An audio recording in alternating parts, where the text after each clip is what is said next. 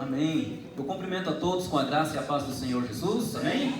Uma boa noite a cada um de vocês. Grande alegria poder estarmos juntos louvando ao Senhor, né?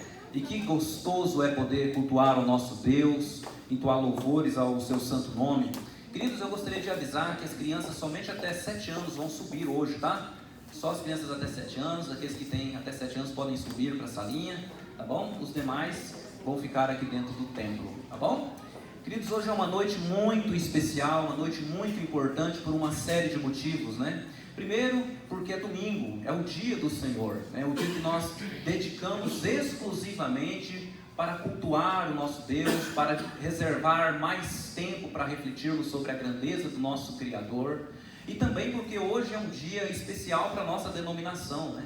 Hoje é o dia que nós comemoramos o dia do diácono da igreja, né? Então nós louvamos ao nosso bom Deus pelas pessoas a qual Ele escolheu para presidir essa tão nobre função, esse tão nobre ofício que é diaconizar na igreja do Senhor, né? Então aqui os meus parabéns também para todos os nossos diáconos da igreja, amém? E por que uma ocasião tão importante como essa, eu gostaria de convidar os irmãos a abrirem a palavra do Senhor no livro de Atos dos Apóstolos, capítulo de número 6, versículo de número 1 até o versículo de número 7, nós vamos ler essa perícope, para que nós possamos meditar nessa noite, naquilo que o Senhor tem a nos dizer. Atos dos Apóstolos, capítulo de número 7, capítulo número 7, capítulo 6, versículo de número 1 ao 7. Atos dos Apóstolos, capítulo de número 6, versículo de número 1 ao versículo de número 7. Todos encontraram, irmãos? Amém? Eu gostaria de pedir que os irmãos, por favor, se colocassem em pé, para que nós possamos ler juntos, em reverência à palavra do nosso bom Deus. Eu sei que vai ter uma diferençazinha, talvez nas traduções, mas não vai impedir o entendimento, né? Atos dos Apóstolos, capítulo de número 6, do versículo de número 1 ao versículo de número 7, a palavra do Senhor diz assim: Ora, naqueles dias, multiplicando-se o número dos discípulos, houve murmuração dos helenistas contra os hebreus, porque as viúvas deles estavam sendo esquecidas nas distribuições diárias. Então, os 12 convocaram a comunidade dos discípulos e disseram: não é razoável que nos abandonemos a palavra de Deus para servir às mesas. Mas os irmãos, escolhei entre vós 7 homens com boa reputação, cheios do Espírito e de sabedoria, os quais encarregaremos deste serviço. E quanto a nós, nos consagraremos à oração e ao ministério da palavra. O parecer agradou a todos a comunidade, e elegeram então Estevão, homem cheio de fé e do Espírito Santo, Filipe, Procolo, Nicanor, Timão, Parménias e Nicolau, prosélito de Antioquia. Apresentaram-nos perante os apóstolos, e estes, orando, lhe impuseram as mãos. Crescia a palavra de Deus, e em Jerusalém se multiplicava o número dos discípulos. Também muitíssimos sacerdotes obedeciam à fé. Vamos ler o versículo 7 todos juntos?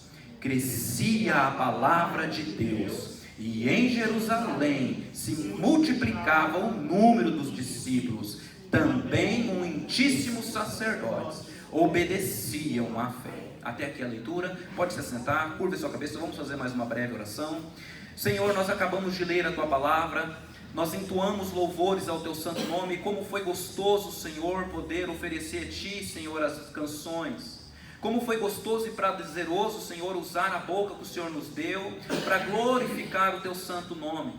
E neste momento, meu Senhor, nós pedimos, ó Pai, que o Senhor, em sua infinita bondade e misericórdia, que o Senhor, ó Pai, que é cheio de graça, possa, Senhor, nos assistir neste momento, Senhor, trazendo, Senhor Jesus Cristo, entendimento às nossas mentes, Senhor, clareza aos nossos olhos, Senhor, chama no nosso coração alegria, Senhor, na nossa alma, para podermos desfrutar da palavra do Senhor.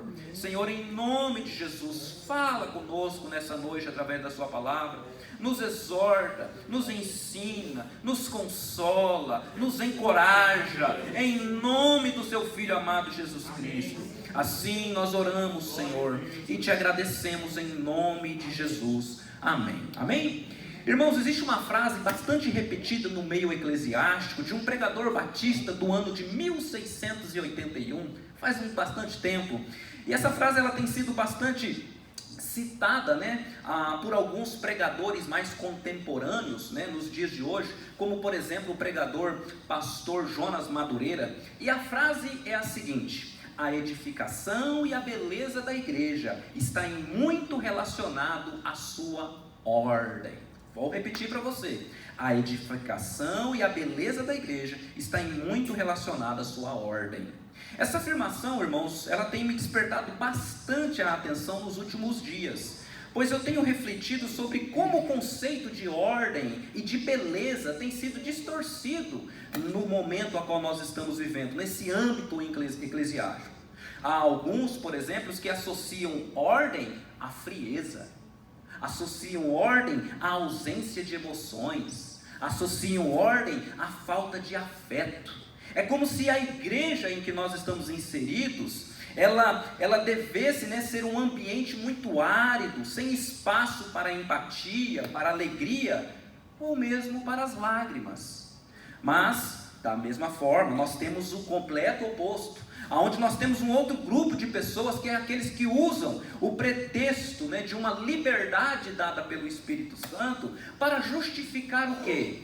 Para justificar a desordem, para justificar talvez ali a irreverência, a falta de compromisso, a falta de pontualidade, para justificar a falta de preparo ou de zelo pelas coisas de Deus. E nós estamos caminhando entre essas duas grandes extensões. A extensão que diz que não, a liberdade, ou melhor dizendo, a ordem, a beleza, ela esfria, ela deixa a gente muito frio, muito árido. E do outro lado, aqueles que se apropriam dessas palavras para dizer: não, tem que deixar o Espírito agir, então não preciso me preparar, e Deus faz tudo aqui de acordo com o que Ele quer.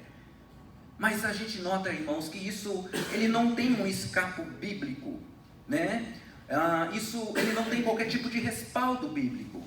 Quando nós olhamos para as Escrituras, nós vamos perceber que tanto a ordem quanto a beleza, elas caminham de mãos dadas. Elas estão de mãos dadas, implicitamente de mãos dadas. Quando nós olhamos, por exemplo, para a criação, quando Deus criou todas as coisas, a maneira como Ele criou de maneira tão organizada, tão belo e tão funcional, tudo se encaixa perfeitamente. E essa ordem traz o que para nós? Beleza aos nossos olhos, traz beleza. Da mesma forma, irmãos, quando nós olhamos para a história da salvação, e mesmo que às vezes nos impacta de tal maneira, como Deus quis salvar um pecador miserável como eu e você, quais são os meios que Ele usa para nos alcançar, quando nós começamos a contemplar essa salvação tão grandiosa que o Senhor nos dá, nós vemos que também existe uma ordem, e nessa ordem há uma beleza que é incomparável.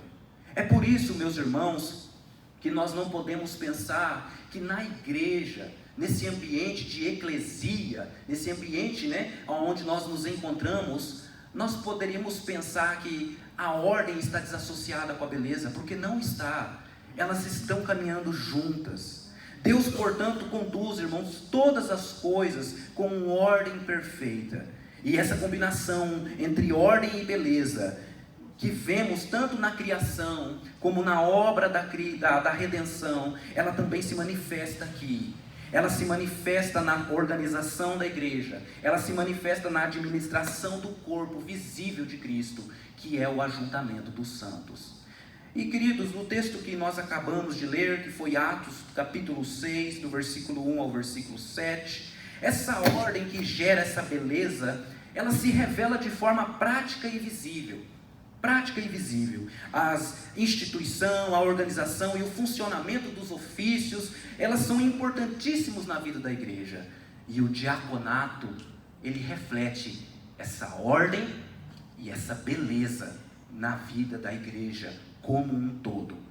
E é isso que eu gostaria de falar com vocês hoje. Eu gostaria de meditar um pouquinho com vocês sobre esse importante ofício do diaconato. E é por isso que eu gostaria de mencionar com vocês sobre a beleza na instituição dos diáconos. Porque às vezes muitos elegem ou somos elegidos, mas às vezes não temos uma correta compreensão do que é isso, do que isso se trata, qual é a função, qual a importância. E eu quero mostrar para vocês nessa noite que a importância é muito grande, é muito sublime. Eu louvo a Deus pelos diáconos, eu louvo a Deus por esse ofício tão nobre, que às vezes fica tão nos bastidores, quase ninguém vê, e que acham que são irrelevantes ou não menos importante. Eu quero provar para vocês nessa noite que não é bem assim, porque isso foi instituído por Deus, e tudo que Deus institui traz uma ordem e traz uma beleza quando administrado corretamente. Amém? Então é sobre isso que eu gostaria de falar com você. Eu gostaria que você ficasse com a sua Bíblia abertinha. Eu gostaria de meditar com vocês nessa noite sobre a beleza na instituição dos diáconos. Por que é belo? É belo, irmão, porque ele traz uma ordem ao caos. Ele traz uma organização, ele consegue ajeitar as coisas que estão uma verdadeira bagunça. Olhe comigo, por exemplo, o versículo de número 1 até o versículo de número 2. Diz assim a palavra do Senhor: Ora, naqueles dias, multiplicando-se o número dos discípulos, houve murmuração dos helenistas contra os hebreus. Por quê? Porque as viúvas deles estavam sendo esquecidas na distribuição diária. Então os 12 convocaram a comunidade dos discípulos e disseram: não é razoável que nós abandonemos a palavra de Deus para servir as mesas. Até aqui a leitura. Queridos, por que é belo o ofício do diaconato? Por que é tão belo essa ordem do diaconato dentro da igreja? Porque ele traz ordem ao caos. O crescimento da igreja primitiva, meus irmãos, foi algo extraordinário. Rapidamente o número de seguidores dos cristãos aumentaram. E nós podemos ver isso nos relatos que se seguem, ou nos relatos que antecedem aqui o episódio que nós estamos lendo. Mas não pense com isso que com o aumento de pessoas, os problemas também não viriam. E aqui está um grande erro que muitas vezes nós desconsideramos. Gente é um bicho difícil. E muita gente é mais difícil ainda. É mais difícil ainda. E com o aumento grande daqueles irmãos que iam se convertendo a Cristo, obviamente muitos problemas iriam surgindo. Quantos e quantos de nós não dizemos: ai, que vontade que a igreja voltasse como a igreja primitiva, como se a igreja primitiva ela estivesse isenta de passar por dificuldades e problemas. Mas quando nós olhamos para as escrituras, nós vamos ver que não é bem assim. No capítulo 1 de Atos até o capítulo 2, os discípulos, depois da aquela grande crescimento dos evangélicos ali, dos irmãos que se convertiam ao Cristo, os apóstolos, seus líderes, foram trancafiados, foram levados presos.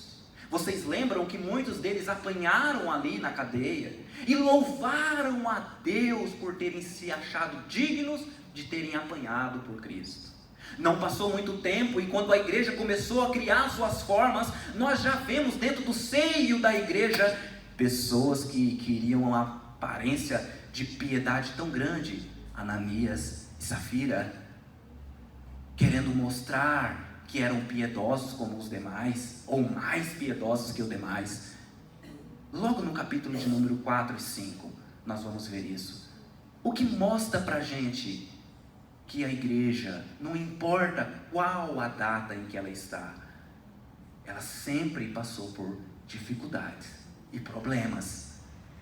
E agora, como se não bastasse esses outros problemas do passado, agora no capítulo 6, o que estava havendo dentro da igreja? Murmuração. E isso, meus irmãos, eu estou trazendo para vocês, eu quero mostrar para vocês que isso é importante para que nós possamos ter ciência de que quanto mais a igreja cresce, mais nós precisamos estar vigilantes para a demanda que ela requer de nós. É por isso, meus irmãos, que o ministério diaconal é tão importante, e logo eu explico por quê. No texto que nós vamos ler aqui na sequência, nós vamos ver algo muito peculiar, e eu gostaria de chamar a sua atenção para algumas coisas que ressaltam aos olhos aqui. A primeira delas é que houve murmuração. Essas coisas não acontecem nos dias de hoje, não é verdade? Nós somos cristãos verdadeiros, nós não murmuramos, não é assim? Ou não? Mas houve murmuração na igreja primitiva. Olha o texto: naqueles dias, multiplicando-se o número dos discípulos, houve murmuração.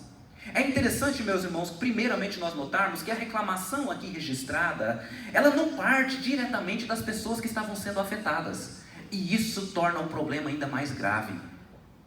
Olha comigo o texto, vê se são as viúvas que estão murmurando. Olha como diz o texto: ora, naqueles dias, multiplicando-se o número de discípulos, houve murmuração dos helenistas contra os hebreus. Por quê? Porque as viúvas deles estavam sendo esquecidas. Não aparenta que as viúvas que chegaram e começaram a relatar ou murmurar o problema. Parece que havia aqui então essa guerra de etnia. Os judeus helenistas aqui são judeus que nasceram em províncias romanas, um povo misturado, um povo de fala grega.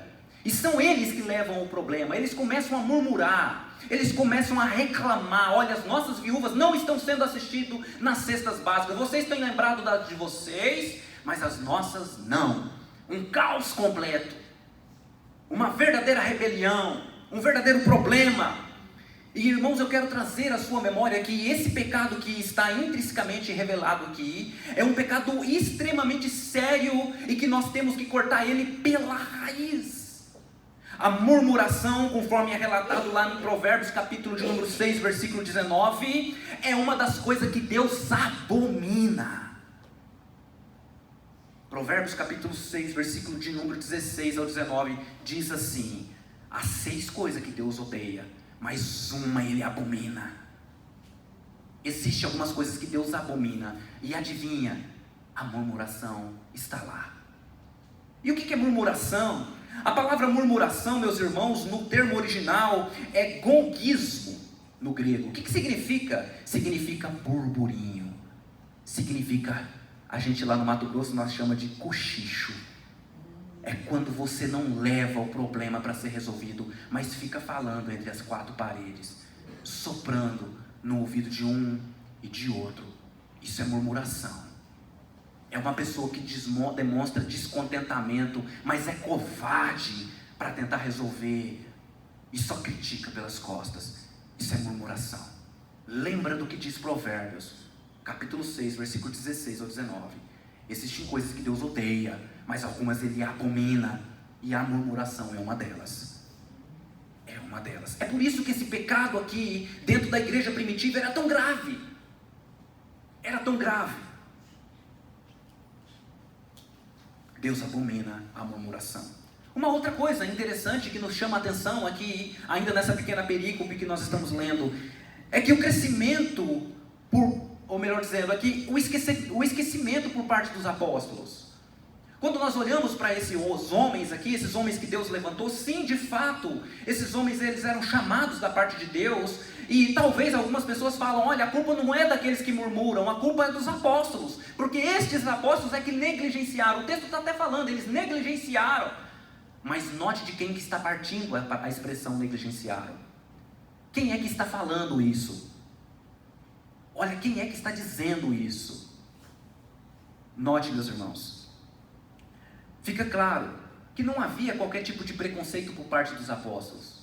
Os apóstolos aqui, eles não estavam sendo preconceituosos, dando preferência a um em detrimento a outro, porque na igreja de Deus não pode haver acepção de pessoas. Irmão, como é que você pode me chegar nessa conclusão?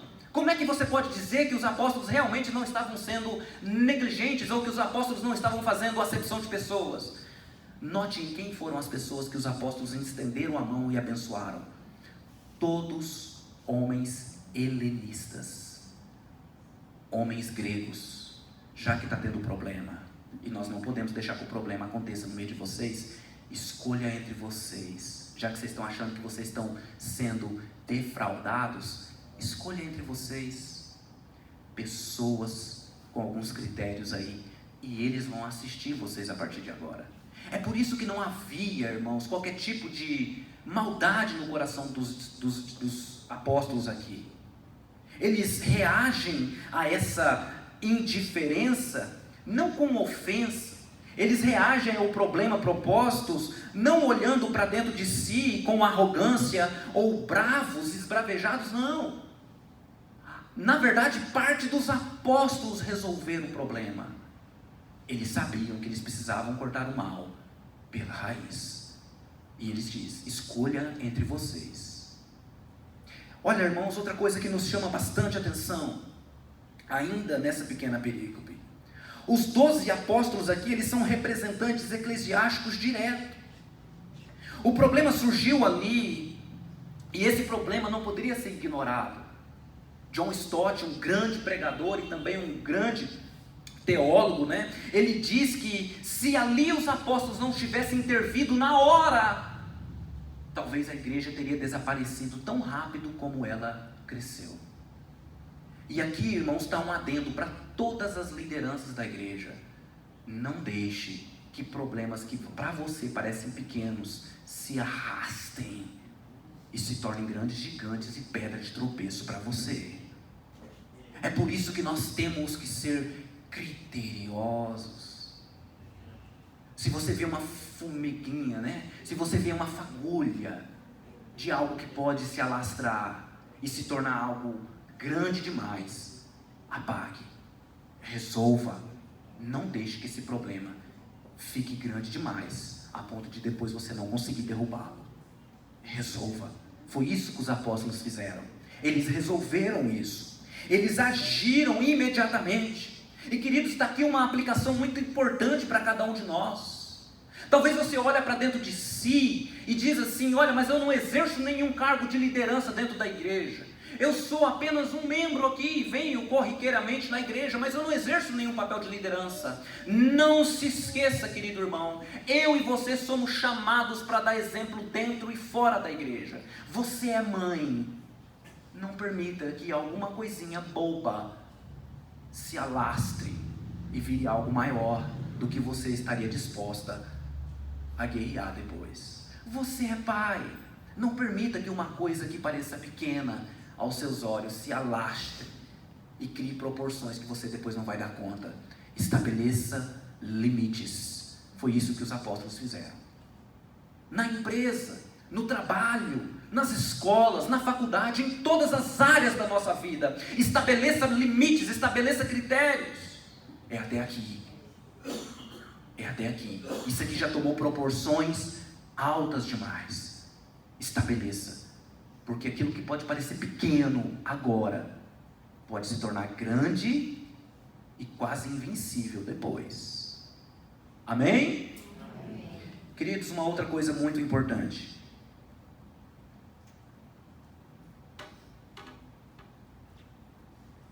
Que eu gostaria de ressaltar. Não há aqui, irmãos, qualquer tipo de desprezo ao ofício do diácono, como se fosse algo inferior ao ofício do apostolado, ou ao ofício, por exemplo, do presbiterato. E aqui nós precisamos entender isso. Eu sei que existem algumas igrejas boas, mas que geralmente fazem assim: primeiro você é um obreiro, depois você se torna talvez um evangelista, depois você vira um diácono, depois você se torna um presbítero, e lá em cima, encabeçando, você se torna um pastor, não é assim? Mas irmãos, como se existisse uma hierarquia, no sentido de que um fosse mais importante do que o outro, mas a Bíblia não diz isso. São complementares. É por isso que há beleza na criação do homem e da mulher. O Senhor deixa claro: a mulher não é menos do que o homem, em hipótese nenhuma. Ela não é mais do que o homem, mas não é menos. Mas os ambos se complementam. Quando nós olhamos na distribuição da Trindade, Deus Pai, Deus Filho e Deus Espírito Santo, o Senhor Jesus não é menor do que Deus. não é maior do que Deus. O Espírito Santo não é menor do que Jesus, e nem maior do que Jesus. Os três têm uma função exclusiva no papel e na obra da revelação, e na obra da salvação em nós. E da mesma forma são os ofícios que Deus distribuiu dentro da igreja. A um foi dado o ministério da palavra, a eclesia da palavra, ou melhor dizendo, a diaconia da palavra, o servir a palavra. A outro foi dado o ministério da assistência. E um é melhor do que o outro, em hipótese nenhuma. Sem um, o outro fica defraudado. Ambos são importantes, e é isso que o texto nos revela. Vocês notam que quando Pedro, ele diz aqui, ele se levanta, ele diz: olha, irmãos, não é razoável que nós abandonemos a palavra de Deus para servir as mesas. Embora possa parecer que Pedro está sendo muito altivo e dizendo, olha, está vendo, ele considera o servir à mesa, o trabalho do diácono, como se fosse algo menos importante. Não é isso que Pedro está dizendo, até porque o que ele requer dos diáconos é a mesma coisa que Paulo vai requerir dos presbíteros, pastores lá em Timóteo, que sejam cheios do Espírito Santo, de sabedoria. Então não é menos, é igual valia, é que um complementa o outro. O que Pedro está dizendo aqui, irmãos, é assumindo um papel de humildade em reconhecer: nós não damos conta sozinhos. Os pastores dessa igreja não dariam conta sozinhos se não fosse a ajuda dos nossos diáconos e diaconisas, se não fosse a ajuda das nossas missionárias. Nós não daríamos conta de carregar tamanho peso se não fosse a ajuda dos líderes que Deus levanta no meio da igreja. A postura dos apóstolos aqui é de reconhecimento. Escolham entre vocês homens que possam então diaconizar. A palavra no grego é essa, diaconia, servir a mesa, para que nós não sejamos falhos naquilo que Deus nos chamou. Eu sei que no meio ao qual nós vivemos hoje é difícil, porque para muitos o pastor bom é aquele que troca a lâmpada da igreja, é aquele que pinta a igreja, é aquele que sobe e tira a teia de aranha, enquanto aquele pastor que está com o livro na mão, esse é fraco.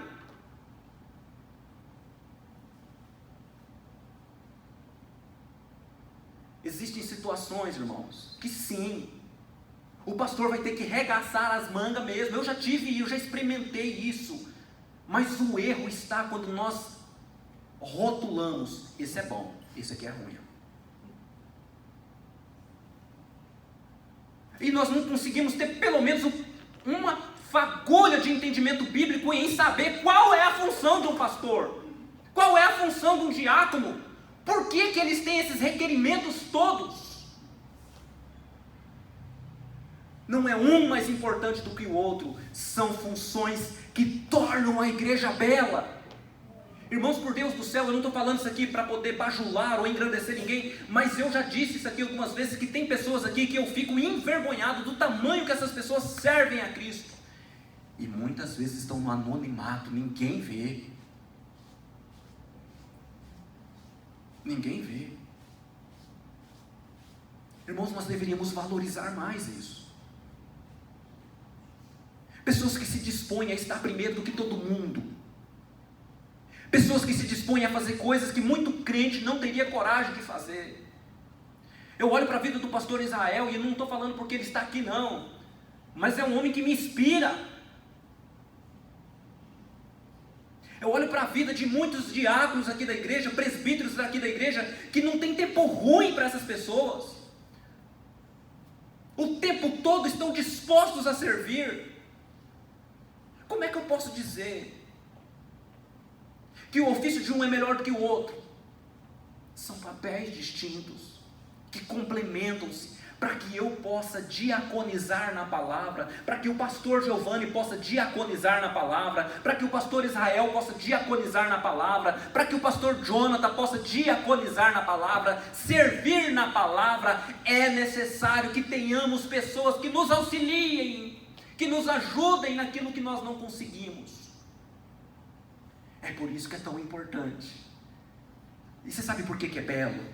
Porque mostra o quanto nós somos limitados e necessitamos uns dos outros. Complementarismo, irmãos. Complementarismo. nós nos complementamos. Nós não somos uma perna andando avulso na rua, nós somos um corpo completo, formado de dedos, de mãos, de pés, de cabeça, de olhos, de orelha, e assim esse corpo perfeito, ele serve aos outros. É por isso que é belo. O ofício do diaconato não é em nada menos importante do que qualquer outro ofício na igreja. Não é em nada. Apenas as distribuições são distintas. E aqui, irmãos, eu sei que eu estou me delongando mais nisso, mas eu gostaria aqui de trazer um adendo. Não abrace o mundo. Você não vai dar conta. Não dá conta. Eu estou aprendendo vagarosamente a dizer não para algumas coisas. Difícil, não é fácil não. Porque os outros chamam a gente de preguiçoso às vezes, né? Mas não é fácil. Mas nós temos que ter prioridades. O meu chamado, eu tenho absoluta certeza dele. Eu fui chamado para diaconizar na palavra. E isso é importante nós termos certeza. Para que você foi chamado? Para quê? Talvez você está querendo ocupar uma função que não lhe cabe. E você sofre com isso. Queridos, uma outra coisa muito importante caminhando aqui.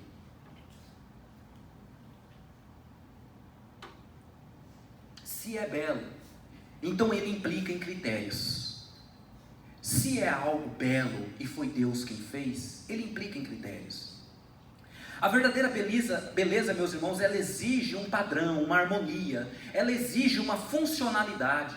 Ao contrário do que aquela afirmação que nós vemos hoje na cultura contemporânea, de que a beleza é algo subjetivo, de que a beleza é algo muito individual, uma pessoa pega um monte de tinta e espicha na parede e diz, isto é arte.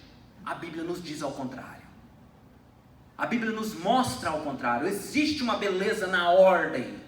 Existe uma beleza numa coisa que é harmônica, em uma coisa que é funcional, em uma coisa que traz sentido. É aí que há beleza. E por ser algo tão belo, por ser algo que tem tanta significância para nós, nós precisamos estar atento também às quais são os critérios que formam isso tão belo.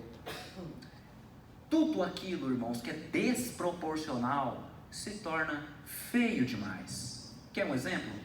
Eu não tenho um nariz muito pequeno, mas imagine se o meu nariz desse um palmo. Desproporcionalidade. Desproporcionalidade. A beleza não é subjetiva, ela é estrutural, proporcional, funcional, ela é harmônica. Se nós do louvores que estamos aqui cantando, alguém desafinar, e se for mais de um, até um irmão que não entende de música, fala, tem um negócio errado aí, tem um negócio que não está legal, eu não sei o que é, mas não está bom. Não é assim? Na troca de marcha, quando você vai andar com o seu carro, né, para aqueles que não têm um carro automático, e de repente você esquece lá e você dá uma barbeirada, o negócio... Opa, tem um negócio errado. O pastor deu risada aqui que ele lembra das aulas de habilitação, ó. Tem um negócio errado aqui. Tem um negócio que não está encaixando. É por isso que a beleza, ela traz consigo organização. Ela traz consigo alguns critérios que têm que serem respeitados. E vamos ver quais são os critérios então que o Senhor aqui, através da boca do apóstolos ou dos apóstolos, eles instituem sobre essa maravilha que é o ofício diaconal. O primeiro critério, meus irmãos, que nós vamos ler aqui, ele diz assim, versículo de número 3: Mas irmãos, escolhei entre vós então 7 homens de boa reputação. O primeiro critério é o aspecto moral, boa reputação. E é óbvio, irmãos, que tem que ser assim. Eu queria que, por favor, você abrisse a sua Bíblia aí, anda um pouquinho para frente, vai lá na carta que Paulo escreveu a Timóteo, 1 Timóteo, capítulo 3, por favor, para a gente poder entender isso com mais clareza. Nós temos tempo, é um deleite poder estudar a palavra de Deus e poder aplicar a palavra de Deus em nossas vidas. Por favor, 1 Timóteo, capítulo 3.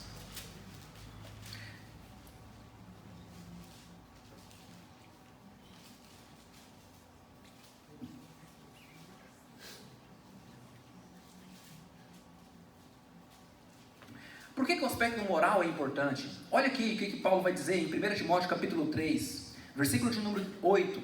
Olha o que ele fala. Semelhantemente. Essa expressão semelhantemente significa aquilo que ele disse antes. Aquilo que ele disse antes. E depois, se você, só a título de curiosidade, você lê o que vem antes. Mas vamos ler só aqui, vai para frente. Ele diz, ó, quanto aos diáconos, o que ele diz? É necessário. Sabe o que essa palavra necessário? Significa assim, não é se der. Ó, se der, tem que ser assim, tá? Se possível, tem que ser assim. Não, é necessário. Não tem jeito de ser diferente. Aí olha o que ele diz. É necessário que sejam respeitáveis. De uma só palavra. Não inclinados a muito vinho. Não cobiçosos de sorte da ganância. São aspectos morais aqui. E agora volta lá, por favor, em Atos, onde nós estamos lendo, Atos capítulo 6, por favor. O primeiro aspecto que é colocado aqui na instituição dos diáconos é justamente esse, que eles sejam homens de boa reputação. Como eu posso colocar, ou como eu posso eleger um diácono que é devedor na praça? Tem harmonia nisso? Tem beleza nisso? Como eu posso eleger um diácono, uma diaconisa, que não tem um aspecto moral, de acordo com as escrituras? Olha, pastor, mas se for assim, então a gente não vai contratar. Que fique sem. Não tem problema com isso. Eu não tenho problema com isso, irmão. Deus uma hora levanta. Porque em nome de não ter outra, a gente está colocando muitas coisas, irmãos. E isso se torna desproporcional. Lembra do meu nariz grande? Se torna desproporcional, se torna feio. Não se torna harmônico. É por isso que o primeiro aspecto que ele coloca é que sejam então de boa reputação. Eu quero que eles sejam homens conhecidos, não somente dentro da igreja, mas fora da igreja, homens e mulheres respeitáveis. Pessoas que a sociedade olha e fala, tem um caráter elevado. Por quê, irmãos? Porque essas pessoas vão assistir, vão representar Cristo para outras. Imagine um homem ou uma mulher que tem problema com o sexo oposto e de repente vai assistir uma família e ele não se comporta e começa a cobiçar a mulher do próximo. Ou a mulher não se dá o devido respeito e começa a cobiçar o homem da mulher que ela está indo visitar. Tem sentido? Ou uma pessoa que não consegue ter restrição contra a língua dela não cabe dentro da boca, fala de Deus e do mundo. Como é que uma pessoa dessa vai diaconizar, meu Deus do céu? Vai falar do problema de todo mundo para todo mundo. Olha, você tem fulano de tal? Então, olha, eu fui lá na casa dele, está uma desgraça. Como que uma pessoa dessa vai diaconizar, irmãos? Está uma tragédia o negócio lá. Ele não consegue reter a língua. É por isso que o apóstolo Pedro, ele já chega e fala, tem que ter boa moral. Não pode ser qualquer um, não.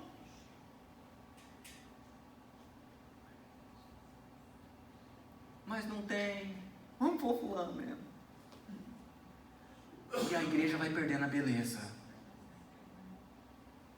A igreja que tinha que ser algo tão belo. Os cultos que deveriam ser algo tão alegres. Tão perfeito. A ação do Espírito Santo que a gente tanto deseja, que deveria ser tão fluente no nosso meio, vai se tornando rasa. E a gente olha para dentro de gente e fala, onde é que eu errei? Onde é que eu estou errando? Irmão, pelo amor de Deus, dá uma olhada. Irmãos, nós precisamos voltar aos padrões bíblicos. Ele continua dizendo, mas irmãos, escolhi entre vós 7 homens de boa reputação. Nós não sabemos por que 7. Por que 7? Já parou para pensar? Por que 7? Alguns estudiosos, eles dizem que 7 é porque eles dividiriam a tarefa em 7 dias da semana. Assim não ficaria pesado nem para um nem para outro, porque é plausível pensar. Os apóstolos aqui eles já estão estabelecendo um limite. Irmãos, nós não damos conta. fica pesado demais. Se eu for me dedicar a isso aqui, eu vou acabar sendo negligente com aquilo. Então eu tenho que priorizar. O que você quer de mim? Nós fomos chamados para ministrar a palavra. Então possivelmente também pode ser isso. Escolheram 7 para que pudesse ser divididas as tarefas. Olha, você fica com segunda, eu fico com a terça, quarta, quinta, sexta, sábado e domingo. E não vai pesar para ninguém. Mas nós não temos certeza se é isso. Outros dizem, e também pode ser, que é por conta da completude. O número 7 nas escrituras, ele representa completude. Ele representa perfeição. É por isso que quando o Senhor cria todas as coisas, no 7º ele descansa. Estava completo. Estava perfeito. Lembra como ele fala? Tudo era muito bom. E por que eu posso dizer que isso também é plausível? Porque aqui, irmãos, em Atos capítulo 6, fecha a questão da liderança na igreja. Aqui fecha as lideranças eclesiásticas, ok? Aqui fecha profetas, apóstolos, ok? Aí depois veio o que? Presbíteros e diáconos. Aí fecha. E 7 é o número da perfeição, da completude. Então pode ser uma dessas duas coisas. Qualquer uma das duas cabe para nós. Cabe para nós. Mas uma outra curiosidade ainda nesse texto, irmãos, que me chama bastante atenção, é que eles dizem algo importantíssimo. Não é algo ditatorial. Os apóstolos não ficaram, rapaz, vou ver aqui quem que é mais meu chegado, quem que é o meu amigo mais próximo, eu vou colocar ele. Não. Quem elege é a igreja. Escolha entre vocês. E aqui, irmãos, está uma coisa muito importante. Nós, como igreja, precisamos estar mais maduro para saber fazer escolhas. Porque senão nós temos dedinho podre. Igual quando nós vamos arrumar novos relacionamentos, quando a gente é solteiro, né? Lembra? A minha mãe me falava isso. Cuidado com o seu dedo podre, para você não escolher uma pessoa errada, viu? Na hora de namorar. Porque depois você vai se arrepender. É verdade mesmo. Irmãos, nós precisamos ter critérios, irmãos, nas escolhas. E é isso que os discípulos aqui estão falando. Olha, eu quero que vocês escolham. A responsabilidade está entre vocês. Mas tem que ser assim, ó. Os critérios estão aqui. Mas vocês escolham. Não é algo ditatorial. Eles não impuseram nada. Tem que ser esse, tem que ser aquele. Não. Eles deixaram os irmãos escolherem. E aqui está precisando de uma maturidade maior da igreja em saber escolher quem são os seus líderes. Não baseado em gostos pessoais. É por isso que se chama eleição. Não é só escolha, é eleição. Porque gosto pessoal, o cara é corintiano, não vou votar nele não. O cara é palmeirense, não quero. Ele não tem, eu não gosto muito dele, ele prega de um jeito diferente, eu não gosto, eu achei ele meio... Não é gosto pessoal, tem critérios. Vocês são os responsáveis em observar os critérios. E vocês é que vão eleger. É isso que os apóstolos dizem aqui. Escolham entre vocês. Um outro aspecto, os irmãos, muito importante também, que eu gostaria de trazer aqui para vocês, ainda no verso 3: escolher entre vós 7 homens de boa reputação e cheios do Espírito Santo. Aleluia, que coisa maravilhosa, cheios do Espírito Santo. Isso significa, meus irmãos, que o diácono, ele não pode ser uma pessoa, apenas um bom, vamos dizer assim, um bom administrador, ou uma pessoa prática. Ele precisa manifestar o caráter de Cristo. Ele precisa ser um servo perfeito como Cristo era. Ele precisa das características de Cristo. Ele precisa ser cheio do Espírito Santo. Ele precisa lidar bem com as necessidades humanas. Ele precisa saber resolver conflitos. Ele precisa saber resolver ou identificar as vulnerabilidades da igreja. Ele precisa ter algo que vira e volta, eu tenho falado aqui para vocês, que é algo que está faltando: discernimento espiritual. Ele precisa ser cheio do Espírito Santo. Ele precisa disso. Ô pastor, mas e aí, como é que é ser cheio do Espírito Santo? Como é que é esse negócio? Aí se nós chegarmos no livro, aí está ruim, mas vai ter que estudar mais. Mas ele precisa disso. Ele precisa dessas características. Quais são os frutos, ou o fruto do Espírito, irmãos? Alegria, benignidade, fidelidade, domínio próprio, amor, longanimidade, mansidão, temperança, e vamos citando aí. Ixi, tá ruim o negócio, não tem muito não. Mas ele fala em línguas. Mas é um cavalo com as pessoas. Mas ele profetiza, ela profetiza, mas não consegue segurar a língua, fala dos outros. Está cheio do Espírito Santo, irmão? Isso é Espírito Santo? Queridos, um outro aspecto muito importante que eu gostaria de trazer aqui para vocês. Ele vai falar algo muito importante, ele diz assim, que é o terceiro regulamento aqui. Nós chamamos isso aqui, irmãos, de critério, é um critério que nós falamos de critério funcional. Funcional. Quando ele diz assim, tem que ser cheio do Espírito Santo e de sabedoria. Irmãos, eu sei que posso estar fazendo chover no molhado aqui, mas é óbvio que ele precisa de sabedoria. Como é que ele vai saber distinguir? Rapaz, esse camarada aqui, ele está só se aproveitando da igreja. Ele não quer compromisso com o Senhor, não. Ele só está atrás da cesta básica, a igreja dá todo mês para ele não quer nem trabalhar. Você quer um exemplo? Você acha que isso é coisa da minha cabeça? Você acha que eu estou sendo muito duro? Abra comigo aí, volta aí, 1 Timóteo capítulo 5, por favor. 1 Timóteo capítulo 5, vamos ver se o diácono precisa ou não precisa ter sabedoria, porque o próprio apóstolo Paulo ele vai regulamentar isso. Capítulo 5, 1 Timóteo capítulo 5. Esse texto é muito bom, eu acho que é 1 Timóteo, se eu não estiver enganado. Deus me ajude. Capítulo 5, versículo de número 14. Olha só o problema. Olha o problema aqui. Vamos lá. Versículo número 14. Diz assim a palavra do Senhor.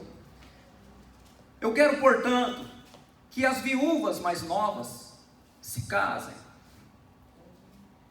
criem seus filhos, sejam boas donas de casa e que não deem ao adversário ocasião favorável de maledicência. Aí ele continua. Pois, com efeito, já algumas estão se desviaram, seguindo a quem? A Satanás. Olha só o problema na igreja. Se alguém crente tem viúvas em sua família, olha de quem é a responsabilidade para cuidar. Vê se é para servir de peso para a igreja. Socorre elas. Aí, e não fique o quê? Sobrecarregando quem? A igreja. Por que o diácono, a diaconisa precisa de sabedoria? Para ele saber avaliar se a pessoa está passando por necessidade verdadeira ou se ele está sendo um aproveitador da igreja.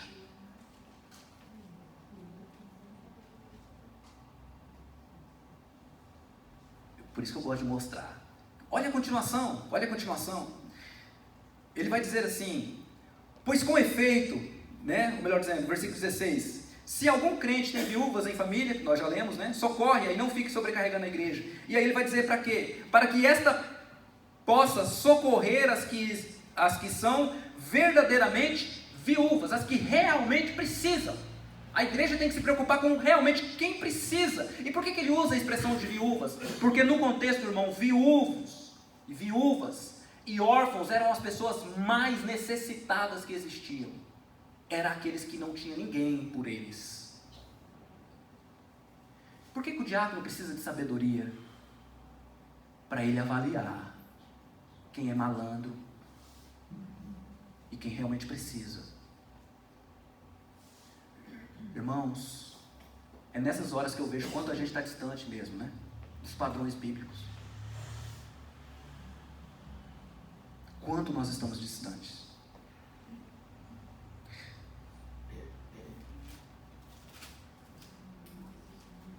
Eu achei um texto aqui, eu gostaria de citá-lo. Talvez a minha fala tenha sido dolorosa quando eu disse, olha, a gente não deveria comparar se um ministério é melhor do que o outro, né? Ou se aquele que faz isso é mais espiritual, ou é pastor de verdade em detrimento ao outro. Olha o que diz a sequência desse mesmo texto, versículo 17. Aqueles que dizem que pastor que fica só estudando, eu só vejo esse pastor com o livro na mão, eu só vejo esse pastor na frente do computador, faz nada. Olha o que diz o versículo 17 desse livro de Timóteo. Devem ser considerados merecedores de dobrados honorários os presbíteros que consideram bem, que presidem bem, com especialidades os que se o quê? Afadigam na palavra e nas orações. Esse é o chamado pastoral. Não estou dizendo que as outras coisas não são, mas a prioridade são essas aqui. Amém? Queridos, eu gostaria de continuar para a gente encerrar. Volta para Atos, por favor. Nós estamos caminhando para o final. A igreja é algo belo. Não se esqueça disso. O Senhor criou tudo belo. Mas o belo da igreja está muito relacionado à sua ordem. Tem que haver ordem. Se não houver, deixa de ser belo. Deixa de ser funcional. Então, a partir do momento em que os apóstolos eles instituem ou eles dizem os requerimentos, padrão espiritual, padrão moral e um padrão que a gente chama de padrão funcional, que é sabedoria, ele precisa ser sábio. Então, olha o resultado. Enquanto a nós nos consagraremos à oração e ao ministério da palavra. O versículo de número 5 diz: o parecer agradou a toda a comunidade, e elegeram Estevão, um homem cheio de fé, e do Espírito Santo, Filipe, Prócoro, Nicanor, Timão, Parmênias e Nicolau, prosélito de Antioquia. Todos esses nomes são nomes gregos, todos. E ainda tem um aqui, que era um grego mesmo. Ele era um gentio que se converteu ao judaísmo e se circuncidou, se tornou um judeu, que é o nosso último personagem aqui, Nicolau, prosélito de Antioquia. Mas note uma coisa no versículo 5, de que pareceu bem a todos. Isso não significa que houve consenso, ou de que alguém não foi contrário, mas pareceu bem a todos. Eu tenho certeza que algum ou outro lá não deve ter concordado não. Mas isso pareceu bem, agradou a comunidade. E eles elegeram esses homens. No versículo de número 6, e aqui tem uma coisa muito importante. Apresentaram-nos então perante os apóstolos, e estes orando lhe impuseram as mãos. Irmãos, embora esses homens eles tenham escolhido essas pessoas, embora essas pessoas eles estavam cumprindo todos os requerimentos necessários para que fosse algo belo, para que fosse algo bonito, ainda precisava do quê? Da assinatura dos apóstolos. E isso, irmãos, é extremamente importante. Porque se não passasse pelo gabarito deles, ele falava: irmão, isso aqui não vai não. Isso aqui não dá não. É necessário ainda a aprovação dos apóstolos, porque eles eram os representantes maiores ali. E qual é o resultado? Qual o resultado disso? Os versos que se seguem nos diz: imposição de mãos. E no verso 7, que foi o verso que nós lemos e que eu pedi que você lesse comigo, diz: qual o resultado? Quando algo caminha com ordem e transmite beleza, quando tudo funciona de acordo com o que a palavra do Senhor nos orienta. Qual o resultado, queridos? Verso 7. Crescia a palavra de Deus, e em Jerusalém se multiplicava o número de discípulos. Coisa fantástica, irmãos. Coisa extraordinária que aquece muito o meu coração. Talvez você hoje você olha para dentro de si e você fala: meu Deus, eu errei bastante. Eu não fui sábio às vezes nas escolhas que eu tive, em todas as escolhas da vida. Talvez tenha pessoas aqui hoje que olham para dentro de si e falam: eu não merecia estar no cargo que eu estou. Mas eu queria te chamar a sua atenção. Tem tempo de corrigir. Começa hoje. Muda a sua vida hoje. O Espírito Santo, ele trabalha dentro dos nossos corações. Ele é chamado aquele que nos capacita. O Espírito Santo é chamado aquele que é o nosso ajudador. Você olha para dentro de você e você fala: eu não cumpri nada disso aqui. Na verdade, me colocaram aqui, eu nem queria estar. Mas aqui tem uma coisa que me chama a atenção. Eu creio muito na soberania de Deus. E eu sei, irmãos, que nós não somos perfeitos. Eu não sou. Mas nós deveríamos nos voltar para as Escrituras Sagradas todos os dias. E fazer um checklist de nós. Tirar aquilo que ainda não está bom. Melhorarmos. Termos vontade de melhorar. Aí você vai ver a manifestação do Espírito Santo na sua vida. Aí você vai ver essa igreja crescer mesmo. Aí você vai ver as pessoas se renderem a Cristo de corpo, alma, coração. Aí você vai ver uma transformação genuína na sua vida, no seu ministério, na sua família, no seu lar, nos seus negócios. Você vai ver coisas extraordinárias acontecer quando você partir do pressuposto de voltar-se para a palavra de Deus e confiar nele, e começar a fazer uma autoanálise de si mesmo, e pedir a ajuda do Espírito Santo que está dentro de você, e falar: Deus, eu não dou conta, me ajuda, me ajuda. O problema é que nós estamos querendo o contrário. Manifesta a tua graça, Senhor, manifesta o teu poder, quando nós estamos fazendo tudo errado. Esta é a palavra que Deus traz para nós hoje. A você, diácono, diaconisa, não pense que você é menos do que qualquer outro. Você não é. O seu ministério é importante demais. Deus conta com o seu trabalho. Deus conta com aquilo que você faz. Na verdade, foi Ele que te colocou onde você está. Mas não se esqueça de fazer uma autoanálise de si mesmo e de buscar ser digno da vocação que você foi chamado para ser. E isso cabe aos pastores, isso cabe a mim, isso cabe a todos nós que somos chamados de cristãos. Todos nós. E aqui eu digo e encerro a minha fala. Você sabe por quê? Porque a mesma palavra que os apóstolos usam aqui, não é sensato que nós negligenciemos a palavra, e depois ele diz: nós vamos nos ocupar com a palavra. É a mesma palavra de diaconia. Todos nós somos diáconos. Todos nós temos que ter essas qualidades que o Senhor espera aqui, ó. Ser cheios do Espírito Santo, ser pessoas sábias e ser pessoas moralmente corretas dentro e fora da igreja. Amém? Eu queria orar com você. Amém? Fique em pé por um minuto. Queria orar por você. Nós estamos caminhando para o final, para o encerramento. Nesta oração eu gostaria que você fizesse uma autoanálise da sua vida. Que você olhasse para dentro de si. Que você confessasse os seus erros, as suas debilidades.